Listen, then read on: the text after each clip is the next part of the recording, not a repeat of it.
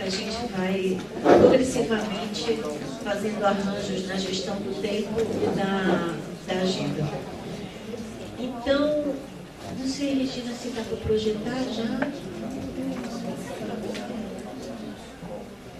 Se eu queria um apoio aqui, se a gente vai projetar a apresentação.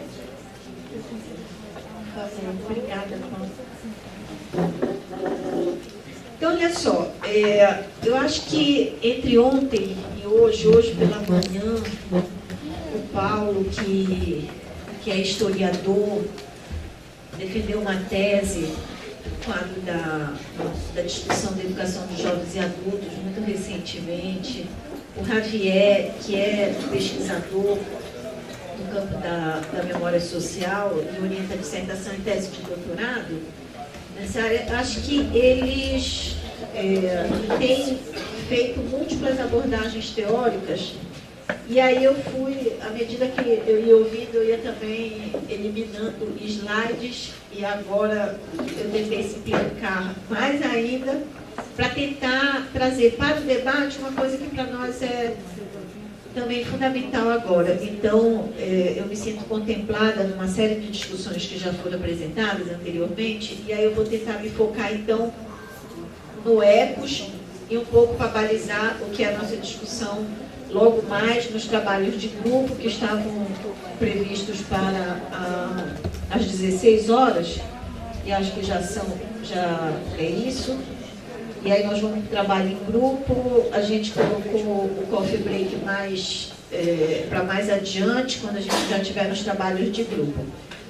Passa para mim, Paulo, por favor. E aí eu trouxe, se pudesse apagar um pouquinho, talvez, essa luz daqui, sim, eu não sei se talvez, acho que isso fica melhor para o pessoal. Obrigada, professor.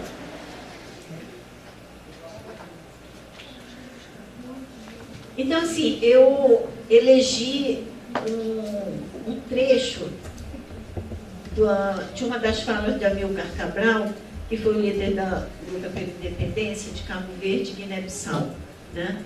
Cabral dizia: aprender na vida, aprender junto do nosso povo, aprender nos livros e na experiência dos outros, aprender sempre. Acho que esse processo de construção do ethos, ele é um processo de aprendizagem. Nós na Unilab estamos aprendendo a construir o ethos. E estamos nesse esforço de construirmos juntos, de construirmos coletivamente, aprendendo e dialogando com as experiências, com múltiplos saberes, com uma diversidade de sujeitos coletivos que estão aqui conosco nesse momento. Então, acho que isso é o sentido de direção para nós como Unilab. Vocês sabem, nós somos uma instituição muito recente, instituída por lei há menos de um ano. No dia 20 de julho, também, nesse dia, foi promulgado o Estatuto da Igualdade Racial no Brasil, né?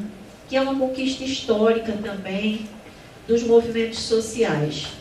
Ontem o nosso reitor, que ainda há pouco estava aqui conosco, nessa sala, ele falava sobre a semente do bambu e sobre o crescimento e desenvolvimento do bambu. A Unilab, ela é isso, né?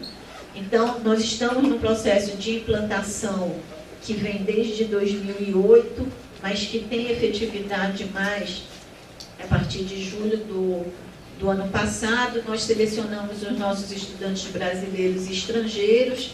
O início das nossas aulas de ensino de graduação se aproxima e o ECOS, ele se insere nesse contexto de uma universidade que faz parte de um sonho e de uma formulação do presidente Luiz Inácio Lula da Silva, presidente Lula, que por onde passava na África, ele dizia: a Unilab vai chegar aqui também.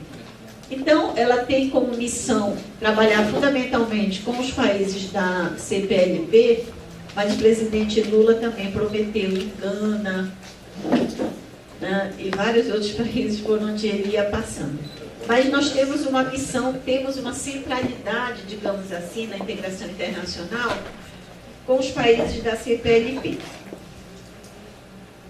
E em nível estadual, regional, no Nordeste brasileiro, nós estamos sediados e temos um compromisso com o desenvolvimento regional, principalmente a partir do maciço do Baturité, que na quinta-feira nós vamos ter oportunidade de fazer uma atividade aberta com as redes estadual e municipais de ensino. Do maciço a gente vai ter oportunidade de subir um pouco a serra, numa viagem bonita de 2 horas que nos levará até onde estaremos juntos.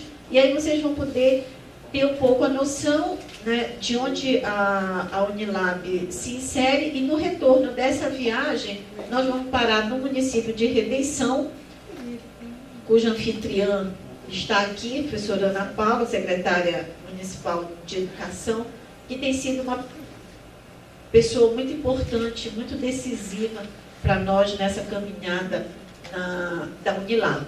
Atualmente nós temos uma área de atuação na administração, na gestão pública, no desenvolvimento rural, na área de tecnologia e engenharia de energias, nesse primeiro momento, formação de professores e saúde pública. Importante dizer que antes da Unilab se constituir, no processo em que a comissão foi formada, o nosso reitor, Paulo Speller, viajou para todos os países africanos, reunindo com todos os governos e as nossas embaixadas, fazendo a escuta das demandas desses países. Então, esse desenho de áreas vem ao encontro das necessidades situadas no maciço do Baturité, que são compartilhadas como necessidades dos países parceiros. E aí, chegamos no ECOS, no contexto do que o Paulo Melo já levantou, já apresentou hoje pela manhã. Nós fomos acho que a última universidade a entrar, a partir também de uma articulação do MEC, da SECAD, de articular os centros com as 2 universidades de integração internacional, no caso a UNILA, com a integração latino-americana, e a Unilab com a lusofonia afro-brasileira. Temos uma clara opção na nossa missão, temos uma clara ênfase nos PALOPs, nos países africanos de língua oficial portuguesa, e no Timor-Leste. A nossa articulação com Portugal, ela também se dá no outro plano, num país situado na Europa e com uma rede de ensino superior absolutamente consolidada. Então, com diferentes países e diferentes parceiros, nós dialogamos também com diferentes bases de cooperação. Um pouco da nossa rede de parceiros, que vocês estão aqui presentes. Os pressupostos, como a gente tem socializado e o material faz parte da pasta de vocês, eu penso que a gente pode ir adiante. O objetivo geral do ECOS é constituir um centro de referência em educação de jovens e adultos no contexto da cooperação Sul-Sul, que possibilite registrar e compartilhar a trajetória da educação de jovens e adultos, histórica e recente, nos países membros da CPLP, com ênfase nos PALOP e Timor-Leste, a partir do mapeamento da documentação e memória de EJA nesses países, na perspectiva de fomentar uma base comum e disponibilizar em rede para estudos e pesquisas. Esse foi o objetivo geral formulado inicialmente, que é um objetivo geral que pode ser ressignificado no contexto do nosso debate e da nossa produção coletiva nessa reunião técnica. A abrangência são os países parceiros, PALOP, Timor-Leste, Portugal, e no Brasil a articulação com os centros de referência e os núcleos de referência já constituídos no nosso país. O ECOS, ele tem uma multidimensionalidade, que ele se constitui como um centro que articula, pretende articular de forma indissociável a pesquisa, o ensino e a extensão. Então, o ECOS, ele dialoga com o ensino de graduação e ele se propõe a fortalecer o ensino de graduação, inclusive com o engajamento e a participação de estudantes como bolsistas, pesquisadores no nosso programa.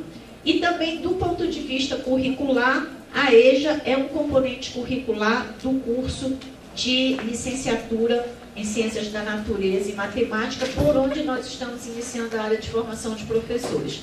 O componente da pesquisa e o componente da extensão. No caso da extensão, nós já temos um conjunto de propostas articuladas para realizá-las ao longo desse ano, envolvendo a comunidade universitária, a sociedade local, principalmente no maciço do Baturité, né, e os países parceiros, que aí a gente vai ter oportunidade de amanhã também apresentar isso. As ações que estão sintetizadas no material que está na pasta de vocês, nós nos propusemos 9 ações. Acho que é um projeto ousado, de articular as parcerias com os centros de referência, mas é a ação 2 que é objeto da nossa discussão. A pesquisa histórica e recente sobre EJA com os países parceiros. A ação 3, a promoção de eventos nacionais e internacionais. Essa nossa reunião técnica já faz parte desse momento, assim como a reunião no dia 11 de fevereiro, no maciço do Baturité, assim como as reuniões que temos feito com a SEDUC, enfim. A atividade 4 tem uma centralidade que é a formação continuada. A ação 5 tem uma centralidade no maciço do Baturité. A ação 6, a produção de publicações. A ação 7, a criação e dinamização do portal. A ação 8, a produção de um documentário sobre temática relevante de EJA. E a ação 9, que é o acompanhamento e avaliação permanente da implementação do centro. Então, para nós ter estratégias de monitoramento do nosso próprio trabalho, isso é muito importante.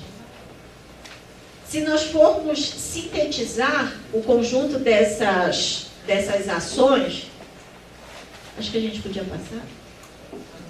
Você está tentando acompanhar. Bora passar? Eu acho que é porque eu estou tão focada no tempo que eu estou olhando aqui na tela, eu estava até esquecendo. Bora passar? Bora passar? Ah, então a gente está juntos agora. Então, se a gente for sintetizar, né, numa perspectiva multidimensional, essas 9 ações propostas, e eram mais, e aí a gente foi dialogando, mas principalmente o nosso encontro em Maputo foi afinando o nosso sentido de direção, né? E aí fazendo a escuta dos parceiros internacionais, dialogando muito com o Timothy, com o Jorge Teles, com o Mauro, com a Regina por e-mail, que a gente trabalhava no horário do Brasil, de Moçambique, a gente quase já nem dormia. A gente foi afinando o nosso projeto. Então, como a gente sintetiza o ECOS? Como uma pesquisação, como um processo de formação e como um processo de comunicação. E aí vocês veem que a ênfase, ela sempre vai nessa tríade para ação. Né? Então, isso também vai dando a dimensão do que nós aspiramos no campo da pesquisa. E aí eu acho que algumas questões reflexivas para o nosso trabalho a seguir, no nosso trabalho de grupo. O que pesquisar? Veja, existe um ponto de partida, existe um princípio nos centros. Pesquisa histórica. Memória. Né? Pesquisa histórica e recente. Ok. Isso é muito amplo, faz parte da nossa utopia, nós queremos chegar lá, mas há necessidade de nós definirmos recorte, de nós elegermos algumas prioridades. O que pesquisar? Para que pesquisar? Para que pesquisar a história, as políticas recentes de EJA com os países parceiros? Para quem pesquisar? Nós vamos fazer pesquisas com os sujeitos da EJA para serem lidas por esses sujeitos da EJA também? Nós vamos fazer pesquisa para circular na academia? Nós vamos fazer pesquisa para circular no Estado? Nós vamos fazer pesquisa para circular entre esses diferentes sujeitos, atores e instituições? Então, para quem nós pesquisamos? Quem pesquisa? A academia? Os sujeitos da EJA? Educadores, educandos, gestores, governos? Quem pesquisa? Com quem se pesquisa? Pesquisaremos em rede? Pesquisaremos nós, universidades, isoladamente? Pesquisas compartilhadas? Onde pesquisar? Onde vamos fazer pesquisa? Nos 6 países? Simultaneamente? Passo a passo? Gradativo? Começamos pelos 3 aqui presentes. Incluímos Angola, que é um forte parceiro desde já. O Timor-Leste, que é uma prioridade na política externa brasileira, na cooperação solidária. São Tomé e Príncipe, com claras fragilidades, que tem determinado com que esteja ausente em alguns momentos. Vamos começar tudo ao mesmo tempo? Vamos começar por partes? Por onde começamos? Como pesquisar? Com que metodologias? Nós estamos pesquisando para quê? Nós queremos fazer uma pesquisa que produza conhecimento, que problematize a realidade, que se comprometa com ela e que aponte possíveis soluções. Soluções compartilhadas para problemas que são compartilhados entre nós. Então, nós temos um compromisso com a pesquisa e com o uso social do conhecimento produzido por essa pesquisa. E quando pesquisar? Então, nós temos um horizonte, contando que nos dias 22 e 23 é o planejamento da SECAD, que a descentralização dos recursos vai se efetivar muito em breve. Nós estamos assim, prudentemente pensando, o nosso cronograma se inicia a partir da 2ª quinzena de abril. Não pensamos nada antes disso, de qualquer nova grande ação. Queremos fazer as coisas assim, muito com o pé no chão. Então, pensando que podemos deflagrar um conjunto de ações naquela tríade, pesquisa-ação, formação e comunicação, nós precisamos estimar, nós precisamos prever, nós precisamos temporalizar essas ações. Nós temos um cotidiano que é muito absorvente nos nossos órgãos, nas nossas instituições, nas nossas entidades, nos nossos movimentos. Como combinar um cotidiano que é muito absorvente com tarefas estratégicas como a cooperação solidária, em múltiplas escalas, sendo ela local, regional, nacional e internacional? Como dar substância para esse processo, para que não seja um centro meramente formal e que cumpra metas propostas no plano de trabalho aprovado e financiado pelo nosso governo. Precisa ter substância. Sem substância não vai haver efetividade. Nós não vamos chegar no nosso horizonte.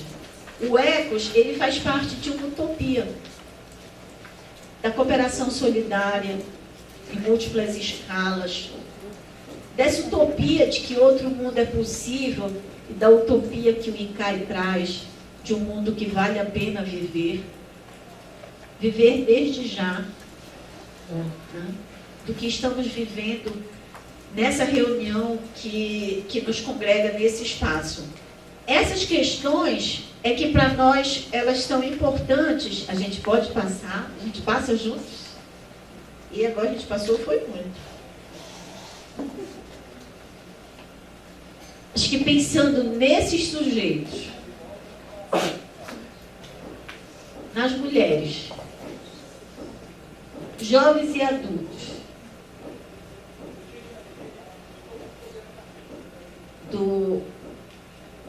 de Mama África, do Timor, nossos do Brasil, nossos no maciço do Baturité, né? Então, acho que nós precisamos exercitar essas respostas tomando em conta esses sujeitos que dão sentido à nossa ação, que dão sentido à nossa articulação. O que dá sentido são as políticas públicas que devem ser produzidas, mas elas são produzidas para sujeitos, coletividades, tá? Então, para nós, o exercício de grupo, a gente pode passar, Paulo? Para nós, o exercício de grupo é pensar a pesquisa nessas múltiplas dimensões, na dimensão epistemológica, e isso a gente não resolve numa atividade de grupo, agora à tarde. A metodológica, a gente consegue construir pistas, a gente consegue dimensionar na nossa atividade de grupo a centralidade do que pesquisar, do nosso, se a gente for falar academicamente, do que seja o nosso objeto de pesquisa, né?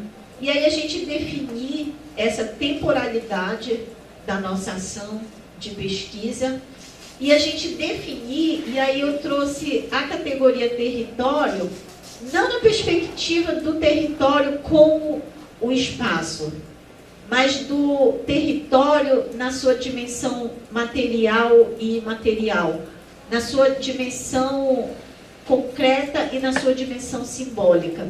De que territórios nós estamos falando, de que espaços nós estamos falando, de que identidades nós estamos falando, de que sujeitos, de que práticas sociais, de que políticas.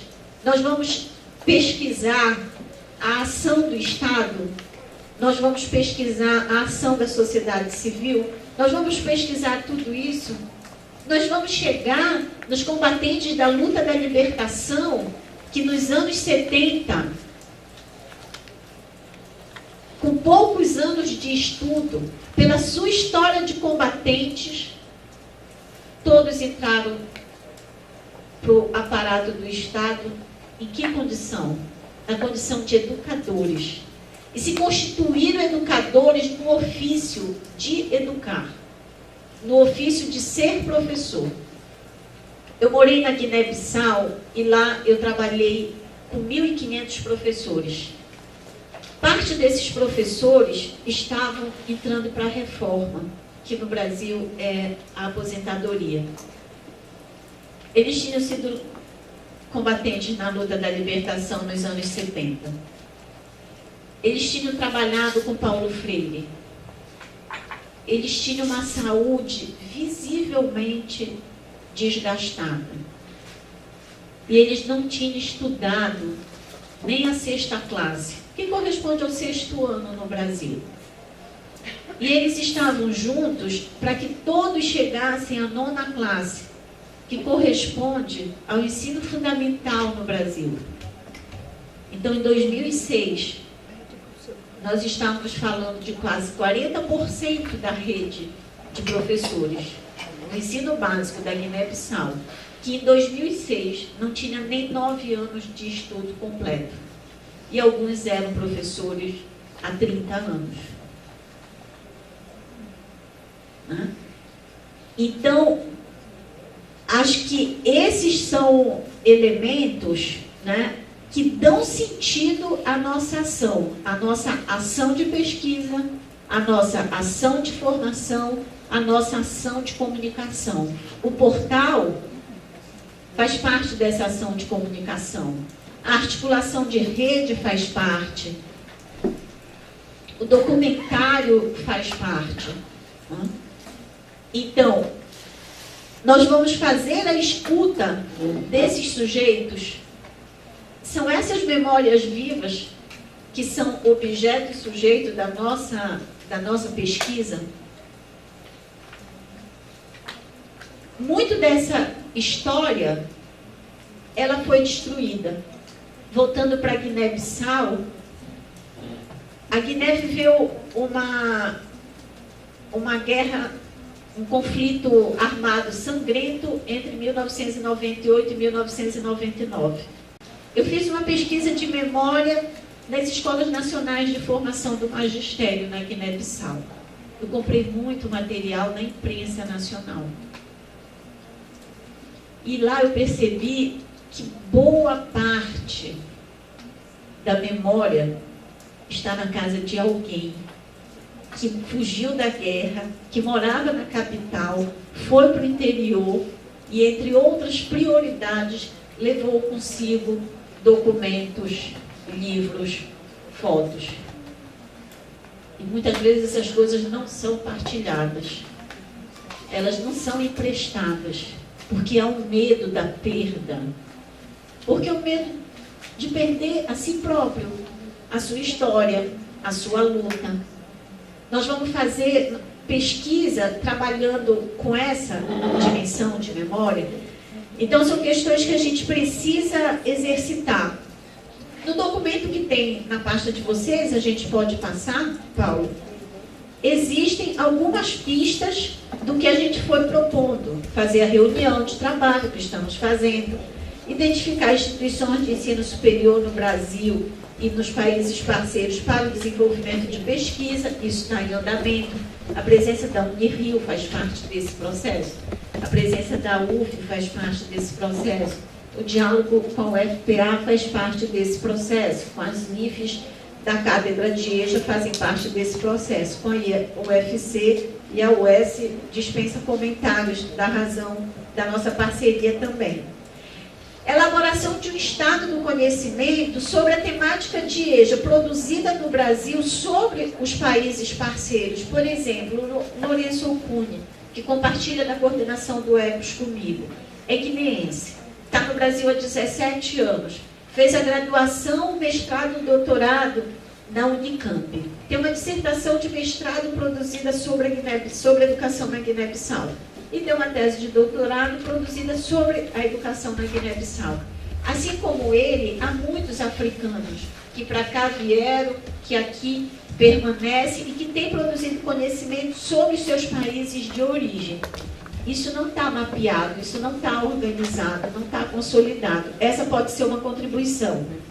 Mas também há universidades, como a Universidade Eduardo Mondlane e outras, a UniCV, as universidades em Portugal, né, do Minho, de Lisboa, de Évora e tantas outras, que têm sólidos programas de pós-graduação estrito sensu e que têm muito material produzido e que não está mapeado, Aveiro, tantas outras, e que esse material não está mapeado. Essa pode ser uma contribuição, isso pode entrar para o portal. A coleta de dados, fontes históricas, documentos referentes à EJA para disponibilizar o acesso ao público no portal do centro compartilhado com a rede. Mapear material literário e didático de EJA produzido nos países partícipes do programa e elaborar um termo de referência. Por que mapear esse material didático? Para mapeando e analisando, a gente poder tirar elementos e produzir um termo de referência de um material que poderia ser melhor, que poderia subsidiar os governos nas suas diretrizes de produção de material didático. A parceria com a ação educativa, com vistas ao fortalecimento da biblioteca digital e disponibilização do acesso no portal. Amanhã o Carrano e o Catelli vão comentar muito brevemente sobre isso. Viabilizando dessa forma a atualização da base de dados, criar uma interface para possibilitar a consulta simultânea à base digital e à base de dados bibliográfica, entre outros. Que produtos de pesquisa nós poderíamos conceber como produtos de pesquisa como bens sociais? Catálogos, bases de dados, mapas conceituais, glossários, exposições itinerantes, portal, memorial fotográfico, diário de campos e tantas e múltiplas possibilidades que podem se gerar das incursões de campo, das incursões nos países, das incursões nos ministérios, nas instituições, nas entidades da sociedade civil, nos movimentos, nas casas das pessoas, nas suas tabancas, nas suas comunidades, nas suas aldeias. E tantas coisas, ao mesmo tempo, podem ser daí advindas. Como nós vamos trabalhar nos próximos minutos? Nós vamos nos organizar em 3 grupos. O primeiro grupo, que vai funcionar no restaurante, lá em cima, onde foi o almoço, mas onde não haverá comida. Mas depois nós vamos nos encontrar no saboroso coffee break. Mas não vai ser agora, porque se for agora a gente dispersa, aí não gera um produto. As reflexões das questões que a gente pautou. Então, o grupo aglutina a diversidade dos sujeitos coletivos aqui do Ceará, e que vai ser coordenado pela SEDUC e pelo professor Jacques Terrian, juntamente com o núcleo de referência da UFC e UES. O grupo 2, ele é um grupo que vai ser da cátedra, aglutinando a UFRN e a UFPB, para que essas 2 universidades, juntamente com o que tem acumulado com a UFPA, possa, do lugar da sua trajetória, da sua vasta experiência e da sua inserção na cooperação internacional na África, possa dialogar com o ECOS e também trazer reflexões.